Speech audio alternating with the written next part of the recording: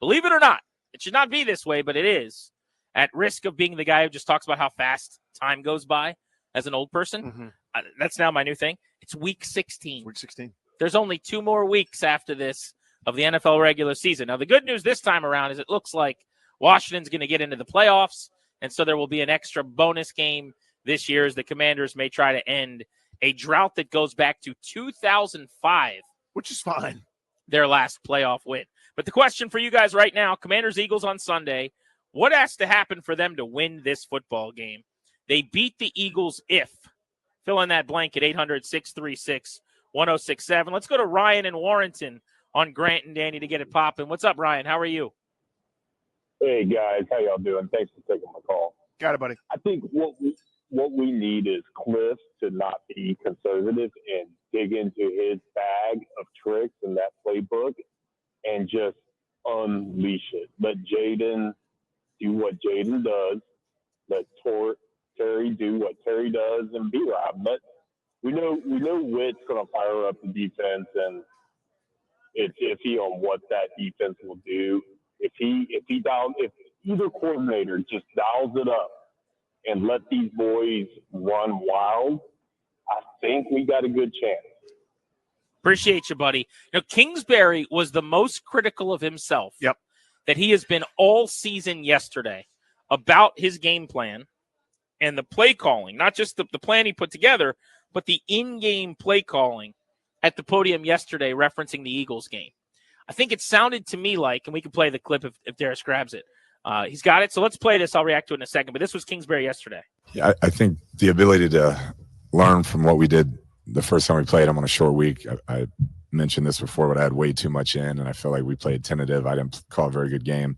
So now to have the full week process and just see how they played this first time, try to make the proper adjustments, and then see how far we've come since then. I think that's going to be the exciting part. But they've done a tremendous job, Coach Fangio, defensively. I mean, the improvements they made from last year and just watching them week to week, critical moments, the way they're playing. It's been impressive to see the job he's done. It'll be a huge challenge, but I think we're a different team. They're a different team, and hopefully we can play at a lot higher level than we did the first time. So what I find compelling about that is it sounds to me like his take is normally on a short week Thursday game where you only have Monday and Tuesday, basically, you're traveling, and then Wednesday you're meeting in the hotel, getting ready to play the next night. Normally you pare things down. You do less on offense. He felt like maybe he added too much or the game plan was a little too beefy. So that's interesting, but it didn't look like that on the field. Like, I don't remember them running anything overly exotic.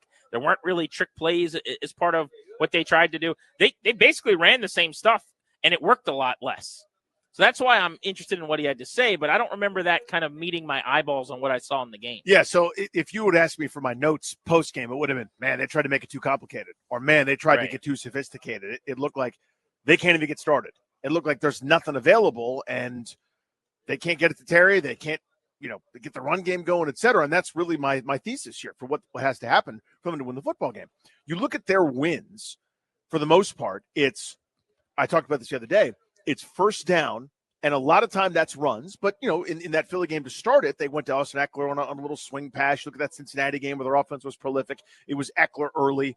You need to be really, really, really good on first down, and that kind of translates in general. I usually can't stand when, the Neanderthals that love football just want to yell about establish the run as if it's the only formula. But for this team, they've got to run the ball well. It's not about establishing anything. It's about being effective. You need to effectively run the ball. When they don't, you look at some of the point totals, the yardage totals, like New Orleans against Dallas, et cetera. They ended up with respectable rushing totals, but Jaden Daniels masked that. Running backs in those kinds of games were pretty much neutral or neutralized, ineffective. That can't happen against Philadelphia, who's really good at stopping it. You've got to find a way early to be able to run the ball or be good on first down, and I think that's most likely to be running. And then their defense, talking about Vic Fangio and company in Philadelphia, they're designed to prevent your big play. We challenge you to be patient and matriculate 10, 11, 12 plays down the field.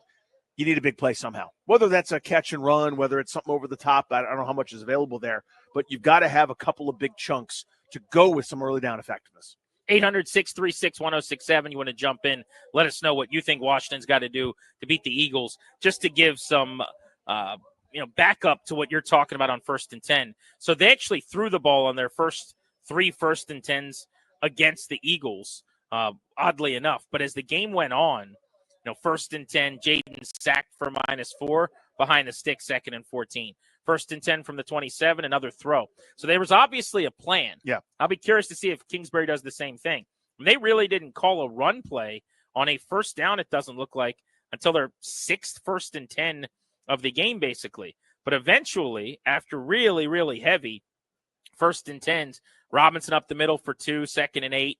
Doesn't really get you where you want to be. Their next 1st and 10, they got 8. Those are the series where they had some success. But when you're going -1, 0, 2nd and 8, 2nd and long, now you're an incompletion away from 3rd and a mile. And that's been the key all season long for this offense, is 3rd and not obvious passing. Yep. When you're dropping guys into the secondary, when you know Jaden Daniels is going to throw it, you can spy him, which the Eagles did as well as any team has done with linebackers, and you can make it a point to defend differently so that he can't leave the pocket and scramble. If it's 3rd and short, you got to play Brian Robinson. You got to respect that read option. And it just looked very, very different all year when they've gotten to 3rd and 3 or less. And that's not just a Commander's point. That's every team, obviously. Sure. But it's especially the case with a young quarterback that's a little bit light in terms of the weaponry on the outside and how helpful those guys are going to be at winning, one-on-one matchups. My answer to our question, though, in terms of for them to win, what has to happen? I think they have to keep Saquon Barkley in check. I think they've got to find a way to stop the run. And that's the whole matchup here. It's a top 5 rushing team in the Eagles. Barkley could be on his way to an all-time single-season rushing record if he can chase down Eric Dickerson. And it's a bottom 5 run-stopping defense statistically this year in Washington. John Allen's not coming through that door. So it's got to be Johnny Newton and Sheldon Day and Daron Payne and some of the ends that they move over to help out. But they've got to do a better job than they did last time when they caved in and Barkley went for about $150. Because that just, to me, feels like a matter of time playing against Philadelphia. They're gonna stay with who they are. They're gonna keep trying to crash that wave against the shore, and they did a good job, I thought, by and large, for what do you want to call it, 2.5 quarters, 3 quarters, whatever. But then Barkley got going, and then that was it. A couple of those long runs, it looked like the game was a completely different one there down the stretches, whether Washington got tired or Philly found something. I don't know the answer, but doing that for 4 quarters is hard. I mean, you've seen them a few times. First half shutouts or first half dominance, then all of a sudden, late in the game, they can't stop anybody. See Chicago, see New Orleans, see Philadelphia. They've had a few of those games. There's such a big difference, though, between like the games where he hits home runs and the games where he really earns 110. Mm-hmm. If he goes 23 carries for 107 and as long as 13, there's a matriculation that has to happen where it's longer drives, it's more plays, and eventually Hurts misses a throw. Or eventually maybe they drop a pass or whatever. You get a hold, you get a sack. You just can't let it be easy, which is what happened inevitably against Washington. Last week, I know they beat Pittsburgh, but that's the formula to me, is he really, I won't say struggled because that's not true, but he didn't have a game the likes of which he's been having all season long. Yeah, he was on pace to set the rushing record. He didn't have that last week.